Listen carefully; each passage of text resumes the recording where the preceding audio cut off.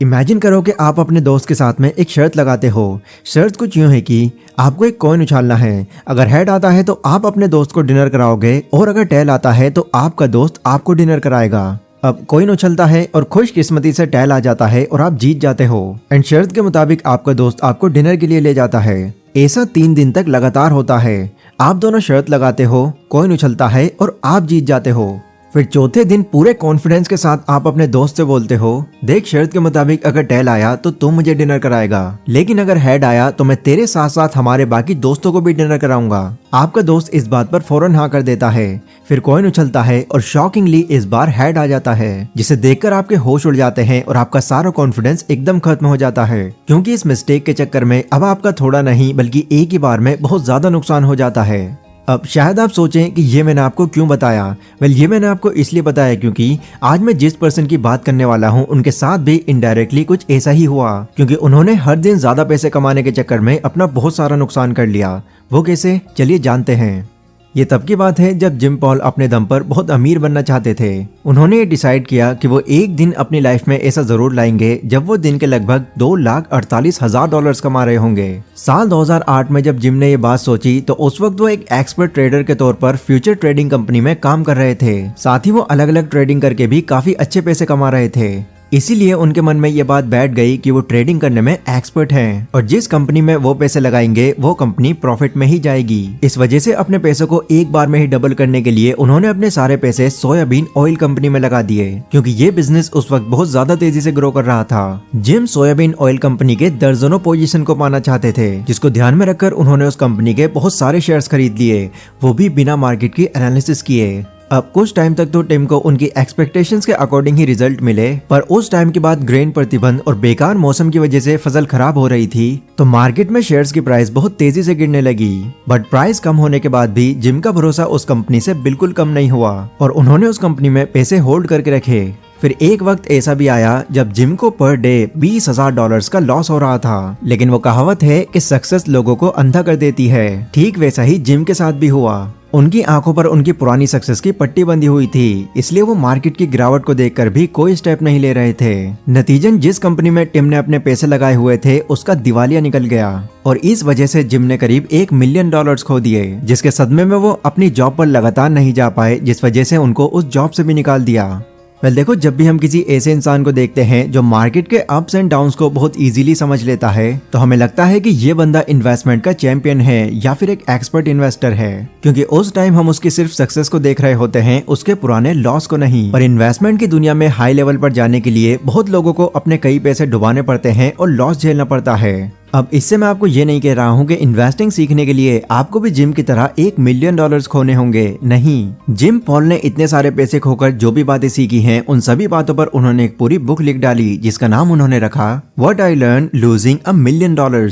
इस बुक में gym Paul ने अपनी सारी गलतियों को ध्यान में रखकर यह समझाने की कोशिश की है कि आखिर आप कैसे इन गलतियों को अवॉइड करके अपनी इन्वेस्टमेंट को सेफ इन्वेस्टमेंट बना सकते हैं, ताकि उनके साथ जो भी हुआ वो और किसी के साथ ना हो। तो आज की इस वीडियो में मैं आपको जिम पॉल की इसी बुक के कुछ ऐसे लेसन्स बताऊंगा जिन्हें यूज करके आप और भी बेहतरीन तरीके से अपनी इन्वेस्टमेंट कर सकते हैं। So let's begin.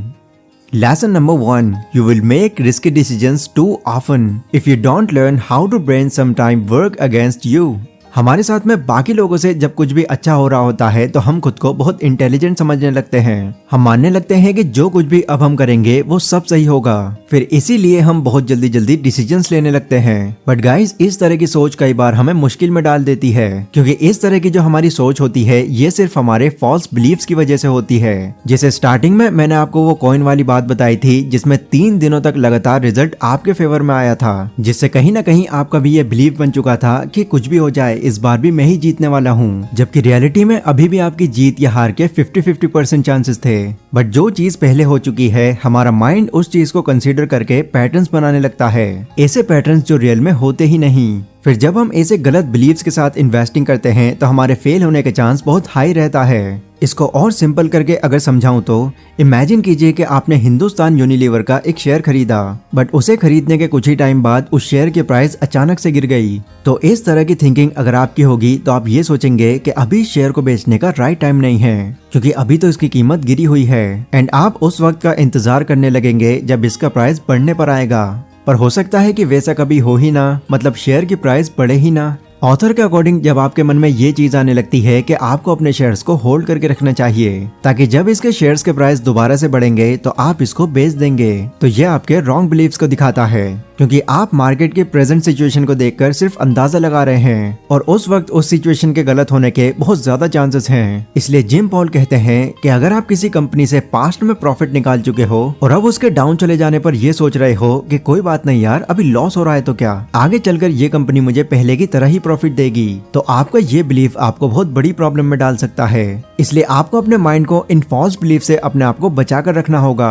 और मार्केट की बदलती हुई कंडीशंस के साथ साथ अपने आप को अपग्रेड करते रहना होगा। Lesson number 2, crowd behaviour is dangerous. अगर आप स्पोर्ट्स देखते हैं तो आपने ये चीज जरूर देखी होगी कि जब मैच में कुछ गलत होता है या फिर लोगों की पसंद से कोई परफॉर्म नहीं करता तो लोगों का गुस्सा बहुत भड़क जाता है। फिर गुस्से में या तो वो शोर मचाने लगते हैं या फिर गुस्से में बॉटल्स या फिर केन्स थ्रो करने लगते हैं। अब सभी लोगों को ऐसा करते देख वो लोग जो पहले शांत बैठे थे वो भी फिर कहीं ना कहीं उनकी तरह ही करने लगते हैं, फिर भले ही उन्होंने ऐसा करने की सोची भी ना हो। ठीक वैसे ही अगर एक स्टेडियम में पूरा क्राउड सिर्फ एक प्लेयर को ही चीयर करता है तो ऐसे में बहुत ज्यादा चांसेस होंगे कि बाकी लोग भी उसी प्लेयर को चीयर करेंगे। रीजन, क्योंकि हमारा माइंड क्राउड बिहेवियर को बहुत ज्यादा फॉलो करता है। बट जब ये काम लोग इन्वेस्टिंग में भी करने लगते हैं तो मैक्सिमम टाइम उन्हें बहुत ज्यादा लॉस झेलना पड़ जाता है। और यहाँ पर सिर्फ मैं नॉर्मल लोगों की बात ही नहीं कर रहा, अच्छे इन्वेस्टर भी क्राउड बिहेवियर के चक्कर में आकर बहुत बड़ा नुकसान करा लेते हैं। इन्वेस्टमेंट की दुनिया में सबसे बड़ा लॉस 17वीं सेंचुरी में नेदरलैंड के अंदर हुआ था। यहाँ पर यह हो रहा था, अचानक ही ट्यूलिप फूल की प्राइस बहुत तेजी से बढ़ने लगी थी और इतना पैसा उसमें इन्वेस्ट किया जा रहा था जितने लोग सालों में नहीं कमा पाते। इसलिए ज्यादा से ज्यादा लोगों ने ट्यूलिप को खरीदना शुरू कर दिया। एंड क्योंकि उस वक्त सारे ही लोग ट्यूलिप को खरीद रहे थे तो जिन्होंने नहीं खरीदा था उन्होंने भी क्राउड बिहेवियर से इन्फ्लुएंस होकर कई ट्यूलिप्स खरीद लिए। पर शॉकिंगली कुछ ही टाइम बाद ट्यूलिप का प्राइस बहुत तेजी से गिरने लगा, जिसका नतीजा ये हुआ कि जिन लोगों ने ट्यूलिप में अपने पैसे लगाए थे उन सबके पैसे डूब गए और उन्हें बहुत नुकसान हुआ। इसलिए जिम पॉल हमको ये एडवाइस करते हैं कि इन्वेस्टमेंट के मामले में ये स्ट्रेटजी फॉलो करना एक भेड़ चाल चलने के बराबर होगा। इसलिए इन्वेस्टमेंट हमेशा आपको खुद से मार्केट एनालिसिस करके और अपना माइंड लगाकर करनी चाहिए, ना कि क्राउड बिहेवियर से इन्फ्लुएंस होकर। Lesson number 3. Before you take a risk, make sure to evaluate the circumstances and make a plan. Gym Paul कहते हैं कि $1 मिलियन खोने के बाद उन्होंने सेल्फ एनालिसिस करके जो चीज सीखी वो थी किसी भी तरह की इन्वेस्टमेंट करने या फिर रिस्क लेने से पहले आपको मार्केट को और दूसरे सर्कमस्टेंसेस को भी बहुत अच्छे से इवेल्युएट करना चाहिए। फिर उसके बाद उसी के अकॉर्डिंग ही एक प्रॉपर प्लान बनाना चाहिए। यही चीज investment banking firm Morgan Stanley ने भी की थी, जिससे वो 1980s और 1990s के दौरान टॉप इन्वेस्टमेंट कंपनी बन गई। मॉर्गन स्टैनली ने छोटी छोटी और बड़ी बड़ी हर चीज के अच्छे बुरे सिनेरियो को बहुत डीपली कंसीडर किया, जिसे ध्यान में रखकर फिर उन्होंने अपना एक स्टेबल प्लान तैयार किया। अब एक प्रॉपर प्लान को फॉलो करने की वजह से शुरू में उनकी स्पीड काफी स्लो चल रही थी, जो चीज उनके इन्वेस्टर्स को बिल्कुल पसंद नहीं आ रही थी।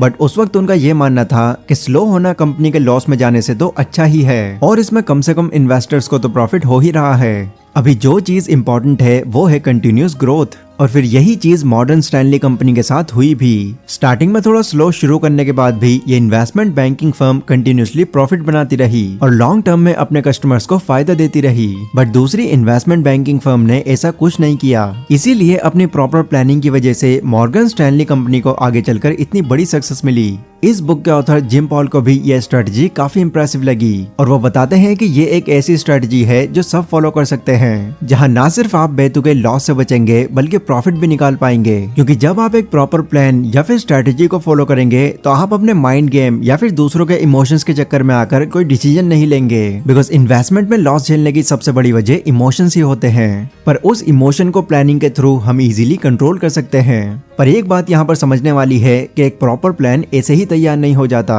उसे रेडी करने के लिए आपको सही तरीके से अपने सभी डाउट्स और क्वेश्चंस का एक क्लियर जवाब लिखना होगा। जैसे एक प्लान बनाते वक्त आपके माइंड में ये क्वेश्चन आ सकता है कि मेरी इन्वेस्टमेंट स्ट्रेटजी कैसी होगी, मैं इन्वेस्टमेंट करने के लिए कौन से रूल्स यूज करूंगा, या एक स्टॉक की प्राइस कितनी ज्यादा होनी चाहिए मैं तब उसे बेचूंगा। जब आप इस तरह से अपने क्वेश्चंस का आंसर करते हैं तो आपको अपनी सिचुएशन के अकॉर्डिंग एक प्रॉपर रोड मैप मिल जाता है, जिससे आप अपने माइंड के फॉल्स बिलीव्स को चकमा देने के साथ साथ क्राउड बिहेवियर को भी अवॉइड कर सकते हैं। पहले सभी बातें मैंने आपको जिम पॉल की book what I learn losing $1 million से बताई हैं। आई होप इस बुक समरी के थ्रू आपको ये पता चल गया होगा कि किस तरह आप अपनी गलतियों को अवॉइड करके एक सेफ इन्वेस्टमेंट कर सकते हैं। अगर ये वीडियो गाइस अगर आपको पसंद आई हो तो इसको लाइक और शेयर जरूर करें।